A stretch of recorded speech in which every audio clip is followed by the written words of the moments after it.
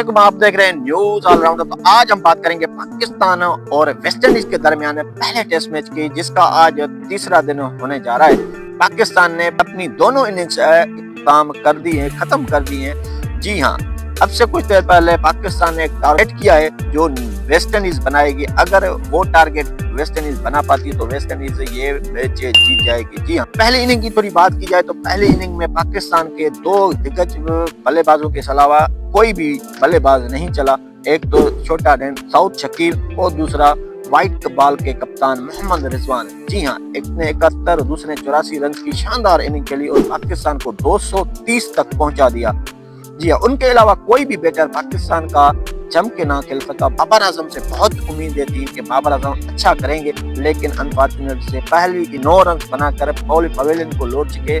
तो दूसरी इनिंग में भी बाबर आजम ने अब 5 रन से, जी हाँ, टोटल 13 रन से इस पहले टेस्ट मैच में बाबर आजम ने बनाए। उम्मीदें थी बाबर आजम से अच्छा करेंगे, लेकिन अनफॉर्चुनेटली वो अच्छा कर नहीं पाए।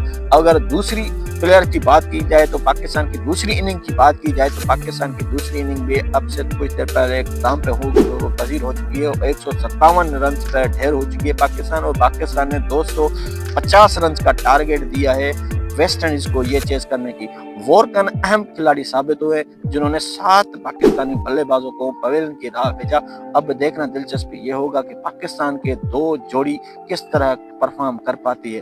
पाकिस्तान की अहम बात यह है कि उनके स्पिनर अच्छा करते जा रहे हैं। पहली इनिंग में साजिद खान ने 4 विकेटें और नोमान अली ने 5 विकेटें ली। वो वेस्ट इंडीज को 137 पर ढेर कर दिया था।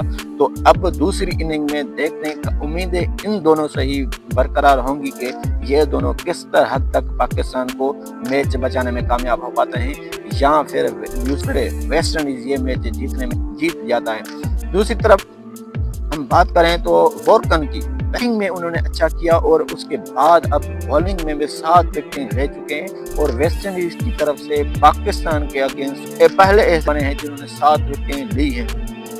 देखना दिलचस्प ये होगा कि ये टेस्ट मैच किसके पलड़े में जाता है। अगर आपके ख्याल में पाकिस्तान ये टेस्ट मैच जीत पाएगा या नहीं, कमेंट्स में जरूर बताएं।